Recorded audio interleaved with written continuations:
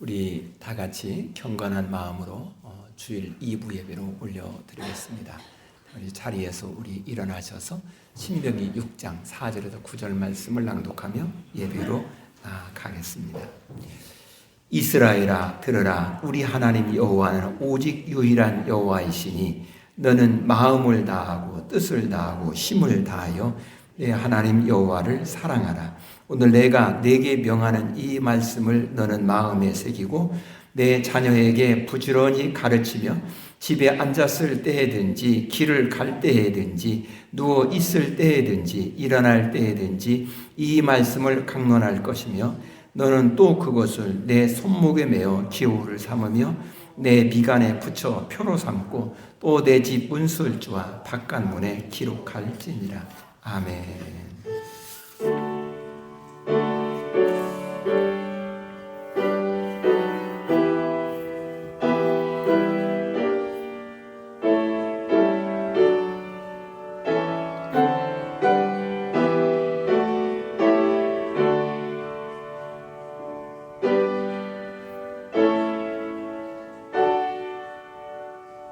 우리가 그리스도 예수로 말미암아 새롭게 되어 우리 영혼 속에 계신 주님을 더할 나위 없이 찬양과 경배하며 행복과 기쁨의 날을 온전히 우리 온 인격을 다하여 경배하는 시간을 주심을 감사합니다. 이곳에 임재하여 주시사 우리가 기쁨으로 올려드리는 예배를 흡양하여 주옵시고 하나님께 영광이 되는 시간 되게 하옵소서. 예수 그리스도의 이름으로 기원하옵나이다. 아멘. 우리 찬송가 79장 같이 부르시겠습니다.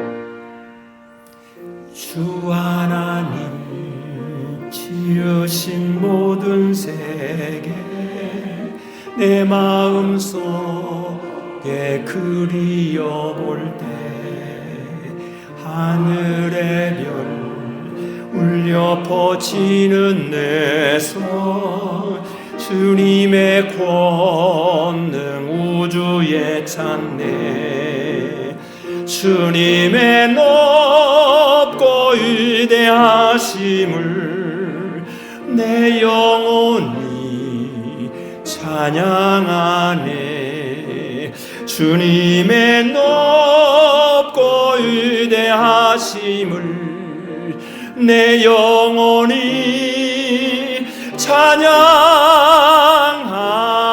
찬양하네 숲속이나 험한 산 골짜기에서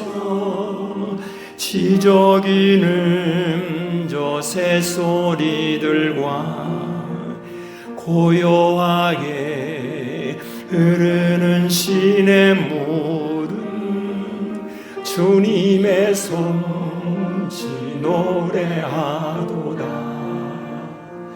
주님의 높고 위대하심을 내 영혼이 찬양하네 주님의 높고 위대하심을 내 영혼이 찬양하네 주 하나님 독생자 아낌없이 우리를 위해 보내주셨네 십자가에 피 흘려 죽으신 주 내 모든 죄를 대속하셨네 주님의 높고 위대하심을 내 영혼이 찬양하네 주님의 높고 위대하심을 내 영혼이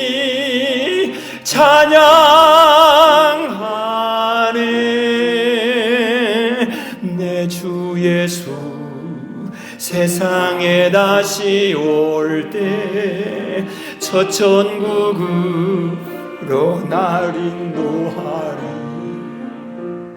나 겸손 엎드려 경배하며 영원히 주를 찬양하리라. 주님의 높고 위대하심을 내 영혼이 찬양하네. 주님의 높고 위대하심을 내 영혼이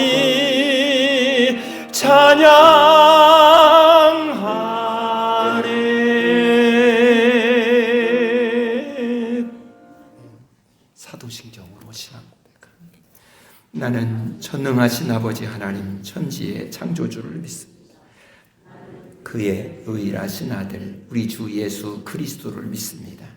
그는 성령으로 잉태되어 동정녀 마리아에게 나시고 본디오 빌라도에게 고난을 받아 십자가에 못 박혀 죽으시고 장사된 지 사흘 만에 죽은 자 가운데서 다시 살아나셨으며 하늘에 오르시어 전능하신 아버지 하나님 우편에 앉아 계시다가 거기로부터 살아있는 자와 죽은 자를 심판하러 오심이라. 나는 성령을 믿으며 거룩한 공교회와 성도의 교제와 죄를 용서받는 것과 몸의 부활과 영생을 믿습니다. 아멘. 성시 교독합니다. 여호와께 감사하라. 그는 선하시며 여호와께 감사하고 그의 이름을 불러 아뢰며 그들이 광야 사막길에서 방황하며 거주할 성읍을 찾지 못하고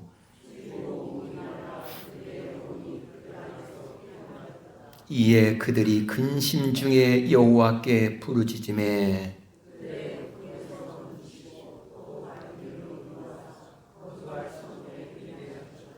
여호와의 인자하심과 인생에게 행하신 기적으로 말미암아 그를 찬송할지로다.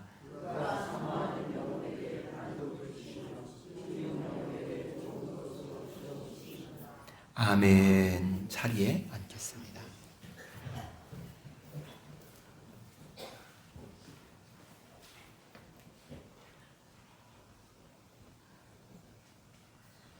기도드리겠습니다. 우주 만물을 창조하시고 주관자가 되신 우리 주님 감사를 드립니다. 이 시간도 이 나라 백성들 중에서 주님이 택하고 골라서 하나님 전전에 세우신 모든 성도님 이 자리에 모였습니다. 축복하여 주시옵소서. 주님은 저희들을 이처럼 사랑했건만 저희들을 한 달 동안도 주님 품 안에서 살면서도 주님 앞에 말씀대로 살지 못한 것 이 시간에 회개합니다. 이 나라를 이 시간도 기억하여 주시고 많은 교회에서 예배를 드립니다. 특별히 이곳에 포근한 교회를 세우시고 지금까지 축복하여 주시는 감사합니다. 사랑하는 성도들 손길에 만배나 축복하여 주시고 날마다 새로워지는 교회가 되게 축복하여 주시려 합니다.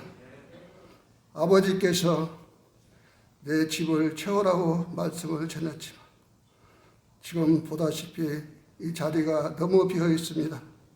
이 시간에 회개합니다. 저희들에게 전도하시는 전도의 은혜의 사랑을 주시고 많은 생명들을 이 자리에 채울 수 있도록 은혜를 베풀으실 줄로 믿고 감사를 드립니다. 포근한 게 금년 한 해도 계획과 목표를 주님이 세우시고 모든 것도 이루어주실 줄로 믿고 이 시간 감사를 드립니다. 아버지 하나님 얼마 남지 않은 이 금년 한 해도 마무리를 잘 지을 수 있는 사랑하는 성도들 사랑의 은사를 주시고 교회를서 기도할 수 있게 하시고 동서사방 기도 사명자들을 많이 보내주셔서 날로 성장되고 주님이 보시기 아름다운 교회가 되게 축복하여 주시옵소서. 이 시간에 소속된 사랑하는 성도들 중에 아버지 병원에서 가정에서 치료받는 성도들 많이 있습니다. 저희들 불쌍히 보시고 아버지께서 죽은 자들 살리시는 예수님 치료술로 이 시간 쌤해 주시고 건강 회복하셔 정상적으로 생활할 수 있게 도와주시기를 간절히 나고, 가정에 아버지 물질적으로 어려운 가정들이 있습니까? 물질의 축복도 주시고 사업과 직장을 다니는 모든 가정 자녀들 위에도 날로 성장되고 세상 사람보다 앞서갈 수 있는 사업장들에게 축복하여 주시기를 원합니다. 특별히 어린 생명들을 많이 보내주셔서 미래의 주님 자녀들 뿌리가 되고 나라를 이끌어가고 세계를 지배할 수 있는 어린 생명들 보내주시옵소서. 이 시간 나라를 위해서 기도합니다.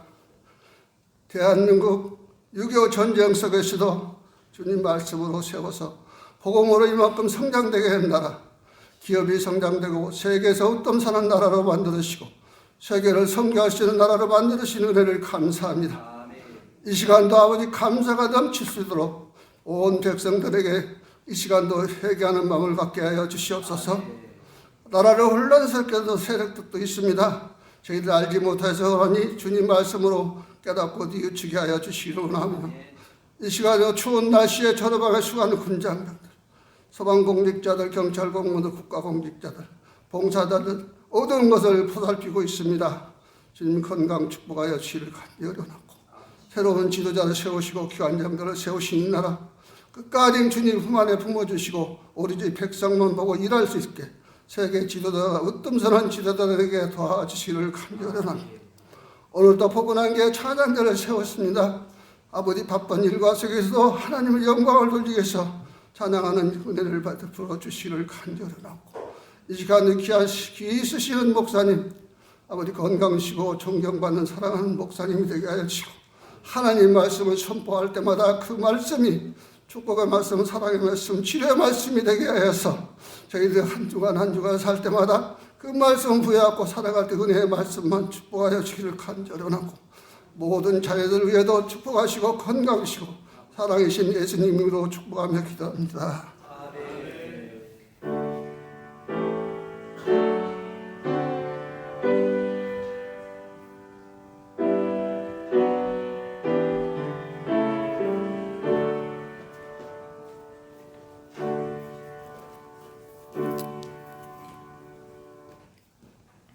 오늘 우리에게 주시는 하나님의 말씀은 전도서 6장 10절입니다.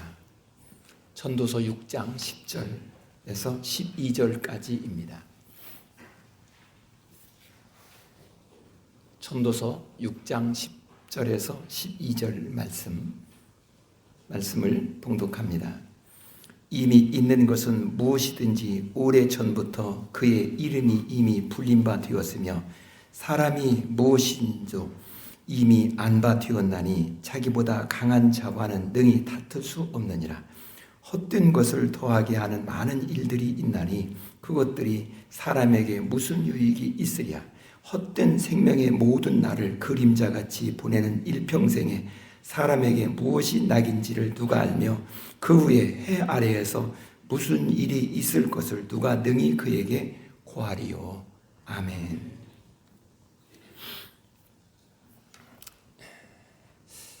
우리가 살면서 각자 일들을 하잖아요.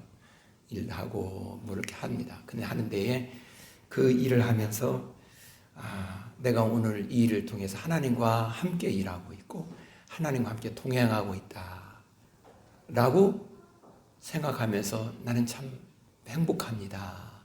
이렇게 생각하고 산다면 정말 더할 나위 없이 복되게 살아가는 것입니다.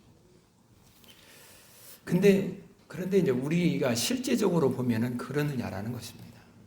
실제로는 여기에 저기에 치이고 힘들어하고 이렇다라는 것입니다.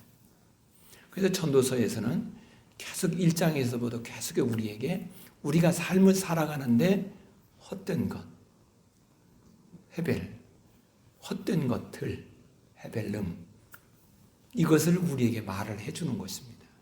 오늘 이 6장에서도 똑같이 우리가 살아가는데 우리 삶에 그 나쁜 점이 있다라는 것입니다. 우리를 힘들게 하고 나쁜 점. 그래서 그것을 소개하면서 이게 우리로 하여금 참 인생을 헛되다, 힘들다라고 하게 만들어주는 동기부여를 한다. 이걸 우리에게 소개하는 것입니다. 그러면서 사람이 살아가는데 정말 이런 일들을 겪고 저런 일을 겪는다는, 이건 정말 힘들고 어려운 일이 아니냐라고 이야기를 하는 것입니다. 그러면서 왜 우리는 이렇게 힘들고 어려웠고 이렇게 살아가는 일을 그렇게 살아갈 수밖에 없을까라는 것을 먼저 생각하게 만들어 주는 것이 이 6장이라는 것입니다. 결론을 보면은 우리가 삶을 살아가는, 내가 열심히 땀 흘리고 수고하고 무슨 일을 하고 있습니다. 그런데 내가 이 일을 무엇 때문에 하고 있는지, 이 일의 목표가 어디에 있는지, 우리는 그저 열심히 일을 하면 된다고 생각을 합니다. 왜? 열심히 일하면은 수입이 잘 생기잖아요. 돈이 잘 벌리잖아요. 그렇죠? 그러면 돈이 벌리면 그것 가지고 그냥 마음껏 내가 자유롭게 쓰고 그러면서 누리며 살 수 있다고 생각을 합니다. 근데 오늘 말씀에 이렇게 1절부터는 우리에게 쭉 우리들이 살아가는데 삶을 정말 힘들게 하고 아프게 하고 헛되다, 나쁘다, 참 좋지 않다라고 그렇게 생각하게 만드는 일들을 소개하는데 1절을 보십시다. 내가 해 아래에서 한 가지 불행한 일이 있는 것을 보았나니 이는 사람의 마음을 무겁게 하는 것이다. 불행한 것을 보았다는, 근데 이것이 사람의 마음을 무겁게 한다는 것입니다. 그러면서 2절 말씀에 어떤 사람은 그 영혼이 바라는 모든 소원에 부족함이 없어 재물과 부유와 존귀를 하나님께 받았으나 하나님께서 그가 그것을 누리도록 허락하지 아니하셨으므로 다른 사람이 누리나니 이것도 헛되어 악한 병이로다. 무슨 말이냐면 사람들이 돈을 많이 벌었어요. 그래서 경제적으로 부유하게 되었습니다. 존귀도 받게 되었습니다. 그런 위치에 오른 것이 돈도 많고 그렇다라는 거죠. 그러니까 부귀를 누릴 수 있는 모든 것이 다 갖추어져 있다라는 것입니다. 그런데 그걸 못 누리는 것입니다. 이걸 좀 구체적으로 이해해 보면은 사람이 그 경제적으로 부유하면 음식도 달라지잖아요. 맛있는 음식, 고급 요리를 만들어서 잘 이렇게 준비하고 할 수 있잖아요. 그런데 먹을 수가 없어. 그걸 못 먹어. 그러면 그 많은 산의 진미가 내게 있어서는 헛된 것 아니냐. 지금 이 이야기를 하는 것입니다. 사람이 또 이렇게 그 삶을 살아가는데 그러니까 건강해야 되는데 건강하지 못해. 오래 살지 못해.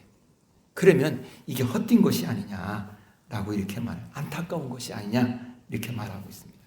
눈으로 보는데 먹지 못하고. 이거 충분히 내가 누릴 모든 부나 이런 모든 것이 다 있는데 정말 누리지 못하는 거예요. 이게 얼마나 안타까운 일이냐라고 말하는 것입니다. 그러고 보면 여러분, 하나님께서 우리에게 이렇게 잘 먹을 수 있는 입맛 주신 것도 감사한 거예요. 그렇잖아요. 먹는데 맛있어. 감사하지 않습니까? 먹는데 그냥 모래알 씹는 것 같아. 이게 얼마나 힘든 것이겠어요. 성경을 보면 아비가일이라는 사람이 나옵니다. 아비가일. 근데 다윗이 왔을 때 다윗이 말합니다. 우리가 우리 그 사람들이 많이 있는데 먹을 양식을 좀 당신은 부유하니까 좀 달라 이렇게 말합니다. 그러니까 안 줍니다. 근데 얼마 있다 죽어버립니다. 그러니까 그 많은 부가 그에게 무슨 의미가 있느냐 이 이야기를 하는 것입니다. 그렇잖아요. 그러니까 이거 헛된다라는 것이, 이게 나쁜 일이라는, 좋지 않은 일이라는 것입니다. 있으면 그걸 누리는 것이 참 귀한 거 아니겠어요?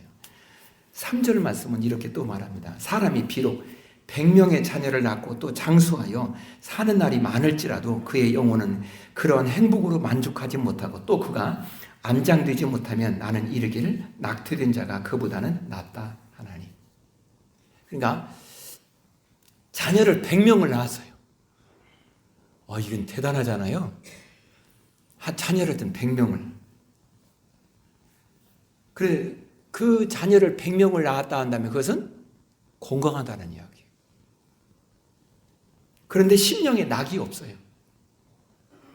그 영혼에 아무 낙이 없어. 즐거움이 없어. 그러면 이거 헛된 거 아니냐 이 말이죠. 100명의 자녀를 낳는 복, 장수, 오래 사는 복, 그리고 사는 모든 날 동안 좋은 것이 그의 삶에 가득한 복. 참 그게 다 복된 거 아니냐 이 말이죠. 그런데 그럴지라도 때가 되니까 그만 죽었어요. 그가 죽었어요. 그러면 그가 지금 많이 이렇게 가지고 있는 이것 내게 있어 무엇이냐라는 얘기입니다. 사는 날 동안 모든 부귀영화를 많이 누렸어요. 근데 죽었어요. 그러면 그동안 누린 이것이 무엇이냐라고 말하고 있습니다. 그러면서 이렇게 말합니다. 3절 하반절에 보니까 그가 안장되지 못하면, 그러니까 안장되지 못하면, 다시 말해서 사는 날 동안에 이렇게 자녀를 100명도 낳고 많은 것을 누리고 뭐 이런 것처럼 먹고 그랬는데 그가 사람은 다 때가 되면 죽잖아요. 죽는데 아무도 그를 안장시해 주질 않아. 장례를 치러주지 않아. 자녀가 100명이 있으니까 서로 이제 아우들은 형님이 알아서 하세요. 그러니까 형님이 무슨 말이냐? 아버지가 너를 더 많이 사랑한 것 같아. 네가 그러니까 그리고 네가 해. 그러니까 형 또 아우가 그러면 이제 둘째들어 서로 미루는 것입니다. 그러다 보니까 장례를 못 치러. 이렇게 되면 헛된 거 아니냐 이 말이죠. 그것이 안장되지 못하면 이 말인 것입니다. 누가 가도 묻겠죠. 그 얘기가 아니라 정말 그를 안타까워하면서 정말 귀한 분이라고 생각하면서 아니, 그렇게 해야 되는데 그러지 않는 거예요. 그리고 장례를 서로 미뤄. 쳐다보지도 않아. 이거 헛된 거 아니냐 이 말이죠. 그럼 그동안 누렸던 모든 게 다 헛된 거 아니냐. 이 이야기를 하고 있는 것입니다. 그러면서 차라리 그는 이 세상에 태어나지 못하고 낙태된 자가 훨씬 낫지 않겠느냐 이야기하는 것입니다. 그런가요? 낙태된 자가 훨씬 나은가요? 4절에 봅니다. 낙태된 자는 헛되이 왔다가 어두운 중에 가매 그의 이름이 어둠에 덮였다라고 말합니다. 다른 말로 말하면 이 낙태된 자는 그저 그냥 낙태됐으니까 잠깐 오다가 그냥 간 거 아닙니까? 왔다가 태어났으니까 온 거지요. 그러니까 가버린 거예요. 그는 어둠 속에 있다가 그냥 어둠 속에 간 거예요. 어둠 속에 숨겨진 것입니다. 그는 해를 보지 못한 것입니다. 그래서 5절에 햇빛도 보지 못하고 또 그것을 알지도 못하나 이가 그보다 더 평안하니라. 그리고 그는 이 낙태된 자는 이 세상이 어떻게 돌아가는지 아무것도 알지도 못한다는 거죠. 5가지를 매기면서 참 그는 생각해 보면 참 불쌍한 것이다. 불쌍한 자다. 이렇게 말하는 것입니다. 그런데 그에게 있어서 한 가지 복이 있다는 것입니다. 그것은 쉼이라는 것입니다.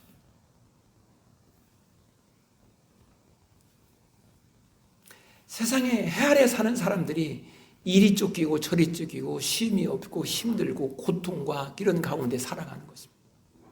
그런데 마지막에 자기를 장례해 줄 사람도 없어. 차라리 그 사람보다는 낙태된 자가 훨씬 낫지 않겠느냐. 왜? 평안이라는 얘기를 강조하는 것입니다. 그는 그냥 평안하기 때문에.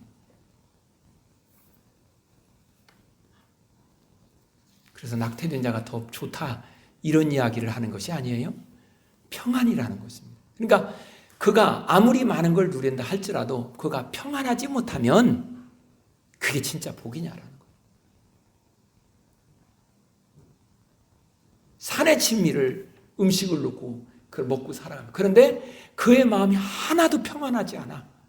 그러면 그게 그 산의 진미를 먹는 그것이 진짜 복이냐 이 말이죠. 글쎄요. 사람들마다 생각의 차이가 있겠죠. 아, 그래도 그렇게라도 잘 먹고 잘 살아야 그게 복이지. 네. 뭐 그렇게 생각할 수도 있겠죠. 그러기에 솔로몬은 우리에게 말하기를 사람이 평안하게 평안을 누리며 살아가는 것, 그게 얼마나 큰 복이냐 이야기를 계속 가지고 있습니다. 그런데 성경의 솔로몬은 다시 이렇게 말합니다. 그가 비록 천년의 갑절을 산다 할지라도 행복을 보지 못하면 마침내 다 한 곳으로 돌아가는 것뿐이 아니냐. 그러니까 사람들은 오래 살면 복이라고 생각해요. 그래서 천년의 갑절, 그러니까 천년을 두 번을 2000년을 산다니 문자적으로 그런 거 아닙니까? 그러면 장수하는 거냐고. 2000년, 물론 3000년 산 동방세계보다는 못 살았다 할지라도 2000년을 산다고 하십니다. 얼마나 귀한 것입니다. 근데 성경에서 가장 오래 사는 사람이 누구냐면 무두셀라예요. 무두셀라는 969세예요. 앞으로도 969, 뒤로 돌려도 969, 969, 969, 969세를 살았습니다. 그 무두셀라보다 더 오래 사는 사람은 없어요. 그런데 그도 역시 결국에는 한 곳으로 갈 수밖에 없다는 것입니다. 아담부터 시작해서 10대, 노아 때까지, 그때까지 이제 몇 년 살았나 이게 쭉 계산을 해서 10으로 평균을 나눠보니까 약 몇 세를 평균 살았냐면 858세입니다. 노아 때까지는 사람들이 858년 평균입니다. 이렇게 살았어요. 근데 2000년을 산다는 건 어마어마한 거 아니겠습니까? 그 말은 그렇게 2000년을 살던 969세를 살았던 어쨌든 간에 사람은 다 때가 되면 죽는다 이 말. 그런데 이 낙태된 자를 이야기를 하면서 그의 마음이, 그 영혼이 평안을 누리지 못한다면 그게 복이냐. 바꾸어 말하면 그가 오래 살았느냐 짧게 인생을 살았느냐 보다 더 중요한 것은 그의 영혼이 평안을 누릴 수 있다면 그게 진짜 복이라는 것입니다. 그러면 어느 누구든지 하루를 살더라도 그 영혼이 평안을 누리기를 원치 않는 사람이 세상에 어디 있겠어요? 다 평안을 누리기를 원합니다. 그리고 그것을 추구하고 그렇게 살려고 합니다. 그런데 그것이 내가 원하는 대로 되느냐 그 말이에요. 내가 지금부터 평안해야지. 그런다고 평안이 오느냐는 얘기예요. 나는 지금부터 행복해야지. 그렇다고 해서 행복이 내게 오느냐 그 말이에요.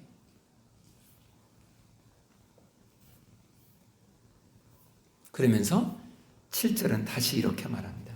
사람의 수고는 다 자기의 입을 위함이라. 그 식욕은 채울 수 없다. 그러니까 우리의 마음에 이것을 원하는데 그걸 다 채울 수 있느냐라는 것입니다. 채울 수 없다라는 얘기예요. 사람이 열심히 수고했는데 누리지 못하는 것. 참 이거 안타까운 일이죠. 사람의 마음이 원하는 소원, 욕심은 어디까지 이르러야 내가 참 좋다 그럴까요? 말에 말 타면 종 두고 싶은 거예요. 그렇지 않나요? 끝이 없어요. 하나님이 에덴 동산을 만드시고 아담 하와를 그곳에 살게 하십니다. 그리고 하나님이 주신 걸 마음껏 먹고 살 수 있도록 그게 복을 주셨습니다. 그런데 아담 하와는 거기에 마음에 만족을 하지 못해요. 그래서 계속해서 중앙에 있는 선악과 저것마저도 먹고 싶은 거예요. 그게 우리라는 것입니다. 록펠러가 이제 그 석유 재어버리잖아요. 그에게 어느 날 사람들이 옆에 사람이 지인이 말합니다. 당신이 그 정도 돈을 벌었으면 많이 벌어들인 거 아닙니까? 100만 불씩 벌어들였으니까. 그러니까 이 록펠러가 이렇게 말해요. 조금만 더 벌고 조금만 더 벌고 그러더랍니다. 그게 우리예요.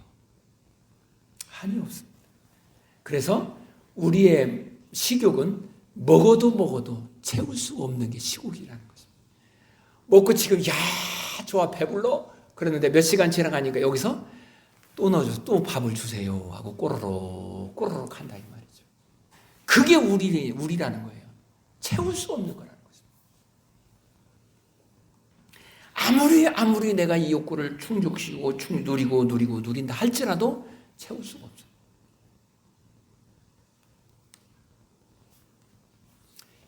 음향 시스템이라는 게 그런 거예요. 처음에는요 생목소리로 했잖아요. 옛날에는 음향 시설이 어디 있습니까? 그러다가 소리가 좀 나니까 야 그러더니 어느 날 보니까 음향이 좋아요. 지금은요 사람 목소리를 하면은 그 목소리를 이 음향 시스템이 다 만들어요. 그래서 웬만한 사람 노래 못하는 사람이 거의 없어요. 이제 다 음을 하이, 중간, 저음 다 세팅해서 이 사람 색깔이 어디 있는가 그걸 다 맞춰놓은 것입니다. 기가 막힌 목소리를 만들어내요. 사람이 이제 그것도 만족하지 못해. 그래서 돼요. 이 스피커를 더 좋은 걸로 얼마짜리? 요즘에 이 스피커 하나가 1억, 2억짜리가 있다는 거 아십니까? 그것도 만족하지 못해. 이 귀라는 것도 들으면 들을수록 만족이 없어요. 사운드가 좋아야 돼. 그게 없으면 사람들은 요즘에는 이제는 아무런 반응은 안 하려고 그래요. 만족이 없다는 거죠. 그러기에 내가 지금 육신이 누리고 있다는 거 이것 가지고 내가 정말 만족할까? 그리고 행복하다고 내가 말을 할 수 있을까? 라는 것입니다. 그런데 내 영혼은 어디에 행복하냐라는 거죠. 성경은 말합니다. 내 영혼은 진정으로 행복을 누리는 그때가 비로소 내가 행복을 누리는 때라는 것입니다. 그래서 8절 말씀에 이렇게 말합니다. 지혜자가 우매자보다 나은 것이 무엇이냐? 살아있는 자들 앞에서 행할 줄을 아는 가난한 자에게는 무슨 유익이 있느냐? 다시 말해서 지혜자나 우매자의 이게 뭐 차이가 뭐 있냐라는 거예요. 여러분, 지혜자나 우매자나 똑같이 먹어야 돼요.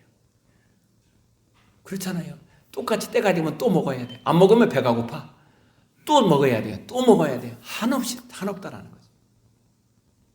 그러면 우리가 어디에 행복이 있을 것인가? 라고 말할 때 이게 평안이라는 말을 할 때 중요한 것은 관계라는 것입니다. 관계가 좋으면 행복해지는 것입니다. 사람과 사람끼리의 관계가 좋으면 그 공동체는 행복해집니다. 그런데 아무리 여기에 사내 친미가 많이 있고 좋은 것이 많이 있고 돈이 많이 있고 그랬다 해도 이 사람과의 관계가 불편해. 그러면 거기 앉아있는 것이 가시방석이야. 그렇지 않나요? 관계가 좋으면 그저 그냥 아무데나 앉아있어도 그냥 그 시간은 더할 나위 없이 행복하고 좋은 시간이에요. 관계. 가족 간의 관계. 이웃과의 관계. 그런데 이웃보다 더 중요한 것은 하나님과의 관계인 것입니다. 하나님과의 관계가 좋으면 내 영혼은 평안합니다. 행복한 것입니다. 그 하나님과 우리와의 관계를 좋은 관계가 되도록 하기 위해서 예수님이 오셨다는 것입니다. 그리고 하나님과의 관계를 깨뜨려버리는 그 모든 원인을 예수님은 십자가에 다 짊어지고 못 박혀 죽으신 것입니다.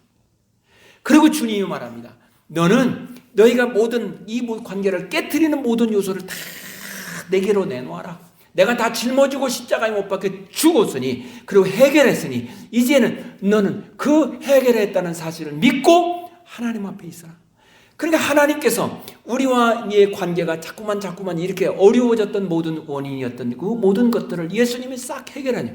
그게 안 보이는 거죠. 그러니까 하나님이 우리를 볼 때 좋은 것입니다.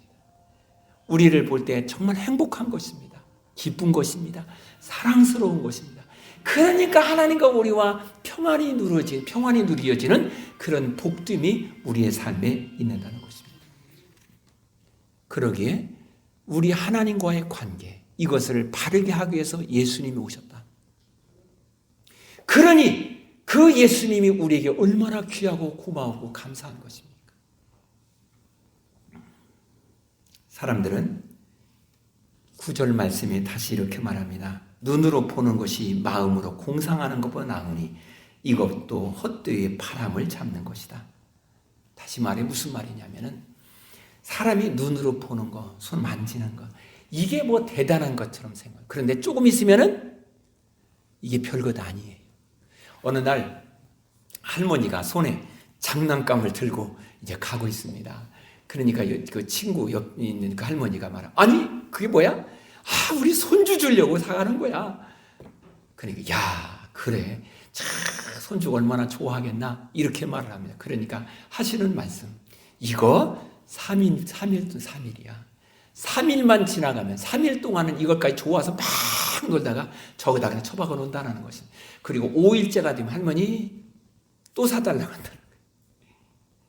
그래서 또 다른 걸 사다 주면 3일 동안 좋아가지고 막 신나게 이러다가 5일째가 되면 또 저기다 처박았는데 5일 뒤면 또 닫아 나갈 거야. 그러면 가더라는 것입니다. 그것이 우리입니다. 사람이 월세를 살 때 마음속에 생각합니다.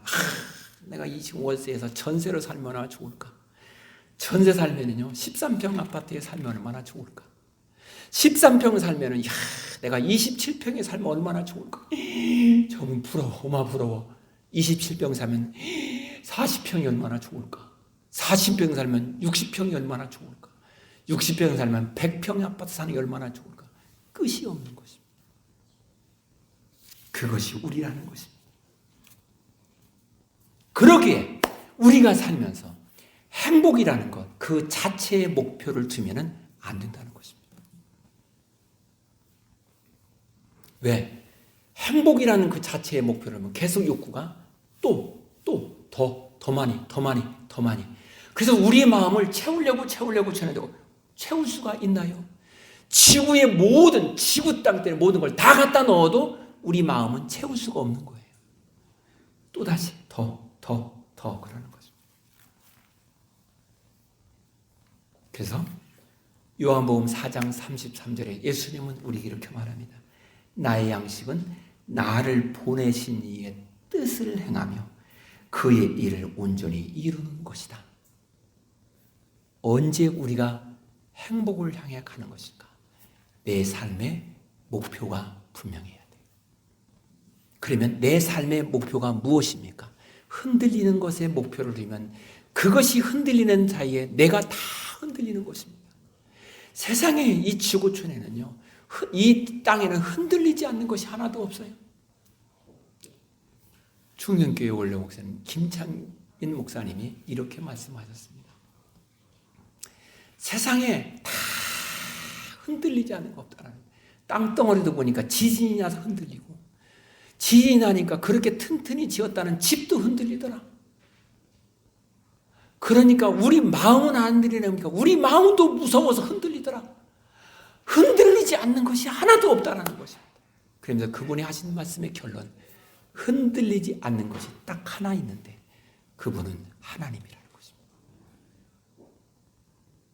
그래야 그 흔들리지 않는 하나님, 그 하나님으로 내가 목표를 정해서 하나님으로 삶을 살아갈 때 우리가 진정한 복을 누리게 된다는 것입니다.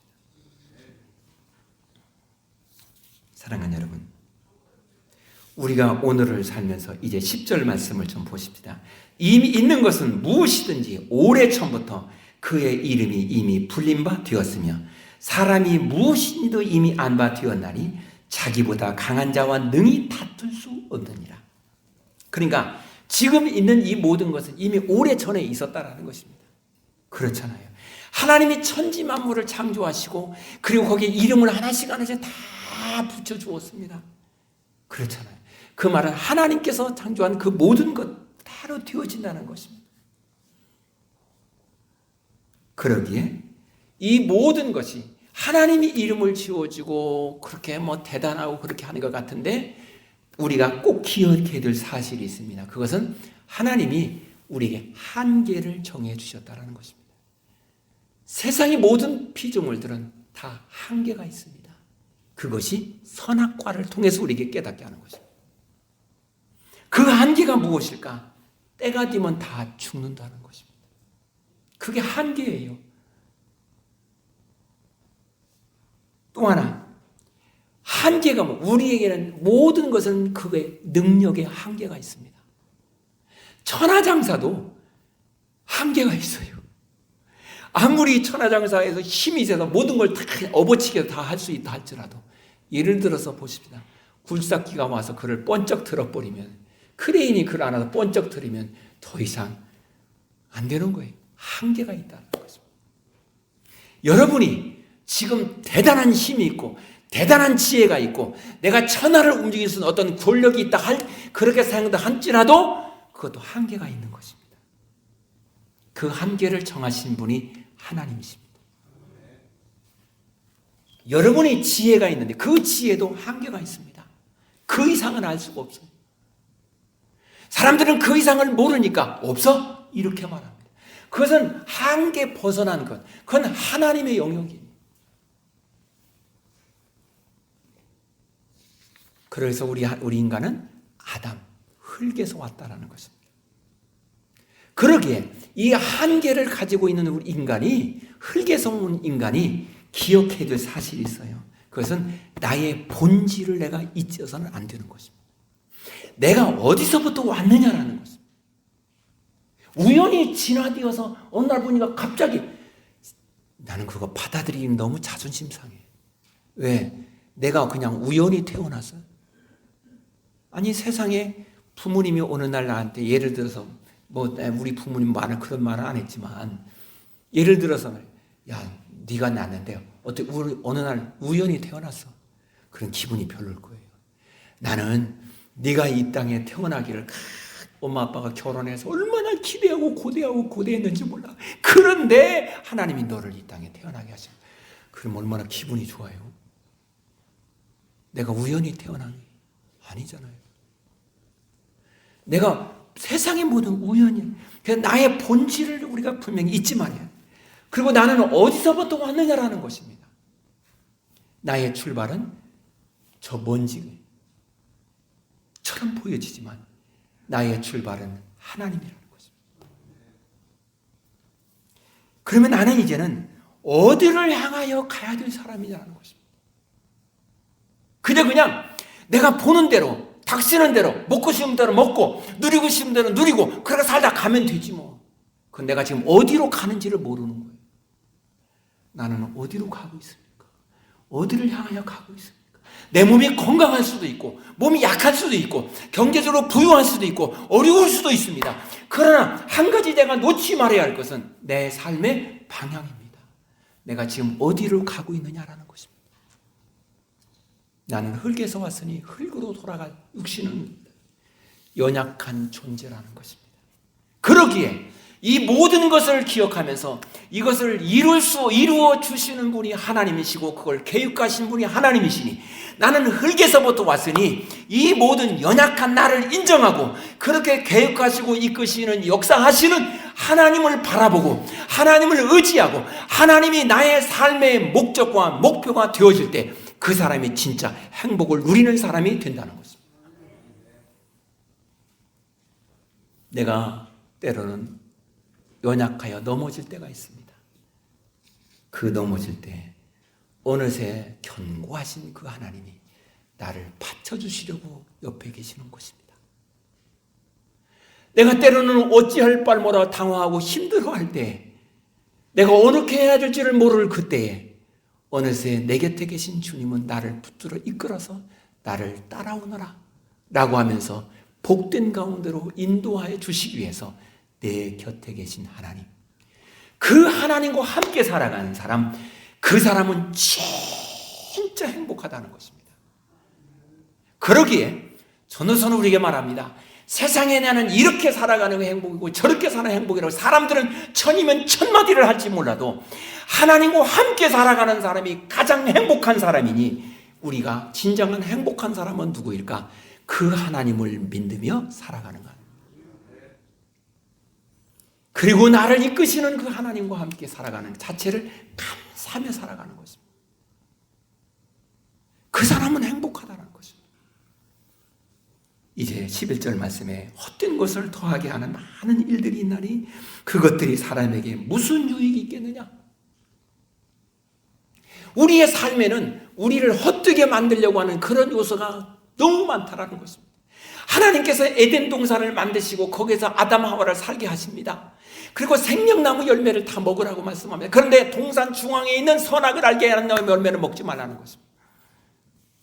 근데 마귀는요 와서 말합니다. 야, 이거 먹어. 네가 먹으면 하나님처럼 되는 거야. 라고 하면 살짝 거기다 얹혀서 괜찮아 먹어도 돼. 죄라는 것이 그렇습니다. 이렇게 삶을 살아갑니다. 그런데 거기에다가 죄의 유혹은 그렇습니다. 살짝 이 정도는 괜찮아. 애교로 봐줄 수 있는 거지 뭐. 살짝 그러는 거죠. 하나님의 말씀을 쭉 삶을 살아가는데 요 정도야 뭐. 요 정도. 큰 애교로 봐줄 수가 있지. 그게 죄의 출발이에요. 그것이. 이 유혹에 넘어진 자가 아담 하와의 선악과를 먹은 거예요. 아니 그 많은 열매 중에 선악을 알게 하는 열매 그거 하나 딱 따먹었다 해서 뭐 대단한 그게 뭐 대수롭느냐 라고 말할지 모릅니다. 그런데 그것이 죄의 출발이에요. 그리고 그것이 하나님과 우리 사이를 단절시키는 원인이 되는 것입니다. 사람과의 관계를 단절시키는 원인이 되는 것입니다. 그리고 그것이 우리의 삶에 우리 마음속에 행복을 송두리째 무너뜨리고 빼앗아버리는 원인이 되는 것입니다. 예배를 드리다가 뭐 좀 딴 생각도 할 수도 있고 그냥 뭐 이렇게 할 수도 있지. 그건 대수로. 그런데 그것이 계속 되다 보니까 이제는 예배 시간에 딴 일을 보는 거 괜찮아져. 그러니 은혜가 안 되는 거예요. 딴 생각하고 있으니까. 그러다 보니까 나중에는 교회 가도 별 재미도 없어. 이렇게. 그러면 그것이 나중에는요. 교회 가기 싫어. 여기까지. 하나님과 단절시키는 출발선이 여기서부터 되어지더라는 것입니다. 무서운 이야기가 아니겠습니까? 그러기에 전도서는 우리에게 말하고 있습니다. 하나님의 뜻을 거역하면 행복이 없다는 것입니다. 어느 노인이 이제 산길에 이렇게 두 갈래 길이 나누어지는 거기에 앉아 있습니다. 지나가는 사람에게 말을 합니다. 선생님은 어느 길로 가기를 원합니까? 이 길로 가면은 참 길이 좋아요. 그런데 마지막에는 벼랑 끝, 땅 떨어지고 떨어져 죽어요. 근데 이 길로 가면은 가시밭길이 있고 돌밭길이 있어요. 그런데 한참 가보면 꽃길이 열려집니다. 선생님은 어느 길을 가기를 원하십니까? 그럼 물어보나만 하죠. 어리석은 사람이죠. 그것을 이야기하고 있는 것이 요한 번연의 천루역정입니다. 장망성을 향하여 가고 있는 기독자에게 두 가지의 길이 있습니다. 하나는 시온의 대로처럼 고속도로가 놓여져 있습니다. 많은 사람이 그 길로 가고 있습니다. 그런데 그 길의 끝을 가보니까 낭떠러지기 사망으로 가는 길이. 그런데 하나님의 길은 처음에는 그 길이 협잡하고 사람이 많이 찾지도 않는 그 길. 근데 그 길로 가고 보니까 거기에 장망성, 천국이. 요한 번연은 우리에게 말합니다. 이 두 길 중에 어느 길로 가는 것이 지혜로우냐라는 것입니다. 그러면 여러분 우리는 이렇게 대답하겠죠. 물어보나만 하지. 조금 초년은 어려웠고 가시밭길 같아도 나중에 꽃길이 있고 천국의 길, 그 길을 선택하는 길이 옳은 거지. 전도서는 말합니다. 그것이 지혜라는 것입니다. 그 하나님과 함께 살아가는 것, 그것이 지혜라는 것입니다. 사랑하는 여러분, 우리가 지금은 어렵고 힘든 것 같아도 창조주 하나님을 믿으며 하나님과 함께 살아가십시다. 그 길을 가기 위해서 하나님은 우리에게 예비해 놓으셨는데 예수 그리스도라는 길입니다. 하나님은 우리에게 예수 그리스도를 통해서 죄를 용서받고 갈 수 있는 길을 예비해 놓으셨습니다.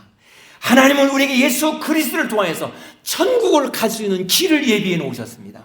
하나님은 예수 그리스도를 통해서 이 땅의 진정한 행복을 누릴 수 있는 길을 다 예비해 놓으셨습니다. 그러기에 진정으로 우리가 행복을 누리기를 원한다면 예수 그리스도와 함께 사는 길이라는 것입니다. 그래서 12절에 우리 이렇게 말합니다. 헛된 생명의 모든 날을 그림자같이 보내는 일평생에 사람에게 무엇이 낙인지를 누가 알며 그 후에 해 아래서 무슨 일이 있을 것을 누가 능히 그에게 고하리요. 우리의 눈으로 보는 것이 전부가 아닙니다. 때로는 이것이 얼마나 우리를 속이는지 모릅니다. 진정한 것은 우리 하나님과 함께 사는 것입니다. 18세기에 영국의 유명한 그 문필가인 조셉 에디슨이라는 사람이 있습니다. 그가 이런 말을 했습니다. 우리 같이 한번 해보십시다. 이 세상에서 행복을 위해 꼭 필요한 것은 손가락 하면 손가락을 해봅시다. 하나씩 꽂아봅시다. 할 일, 사랑할 사람, 소망이다. 이렇게 말했습니다. 사람이 할 일이 있을 때 행복한 것입니다. 할 일이 없다고 하면 그것은 행복이 하잖아요. 두 번째, 내가 사랑할 사람이 있을 때 행복한 것입니다. 내 옆에 있는 모든 분들은 내가 사랑할 사람입니다. 옆에 분에게 이 인사를 하십시다. 당신은 내가 사랑할 사람입니다. 옆에 분이 얘기하세요. 당신은 내가 사랑할 사람입니다. 사람들이 이렇게 말을 합니다. 저 사람이 나를 사랑해 줘야지. 부부가 있는데 남편은 아내에게 내 말을 잘 듣고 나를 사랑해 줘야지. 왜 아내 당신은 그렇게 안 해? 그러니까 아내는 쪽에서 당신이 먼저 나를 사랑해 줘야지. 그러면 이 사람은 계속해서 문제가 생기는 거예요. 내가 먼저 사랑할 사람으로 대하는 것입니다. 사랑할 사람으로 대하고 사랑할 사람으로 손을 잡아주는 거예요. 그러면 서로가 이렇게 되면 그 가정은 천국이 이루어지는 거 아니겠습니까? 뿐만 아니라 내가 살면서 소망이 있어야 돼. 내 앞에 갈 비전이 있어야 돼. 그러기에 내가 해야 될 일과 내가 사랑할 사람과 내가 소망이 있다고 한다면 그 사람은 행복한 거예요. 그렇게 성경은 이렇게 말합니다. 너는 무엇을 하든지 무엇을 먹든지 마시든지 하나님의 영광을 위하여 하라. 우리가 하나님의 영광을 위하여 해야 할 일이 있다는 거 행복한 것입니다. 하나님 사랑할 하나님이 내 곁에 계시다는 것 행복한 것입니다. 내게 영원한 천국이 있다는 것 행복한 것입니다. 그러기에 그리스도인들은 모두가 다 행복한 사람이라는 것입니다. 문제는 내가 그 마음을 어디다 두느냐라는 것이 있습니다. 세상의 가치관을 두면 행복이 없다라는 것입니다. 하나님께 두십시다. 그러기에 이렇게 하나님 앞에 살아가는 사람의 결론은 어디 있습니까? 하나님께서 말씀하신 대로 따라가는 사람.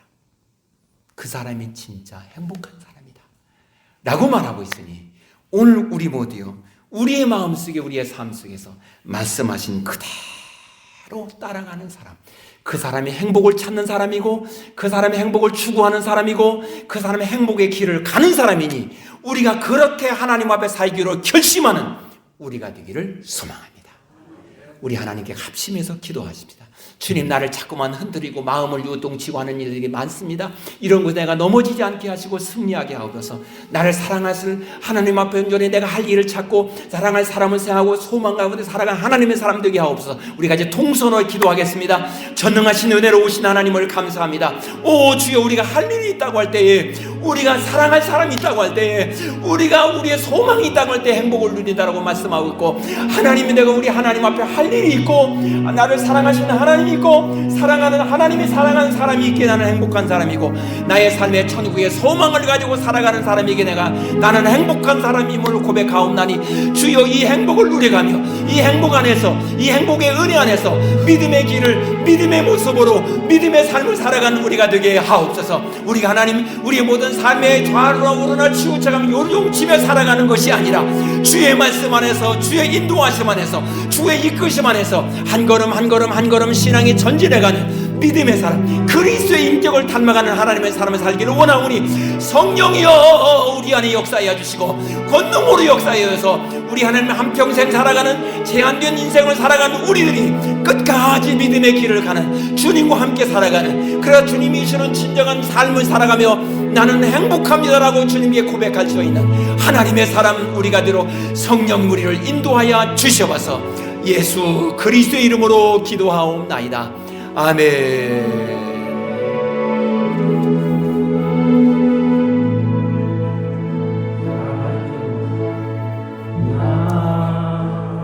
가진 죄는 없으나 남이 가진 지식 없으나 하나님에게는 건강이 있지 않는다. 나만이 없는 것 있으니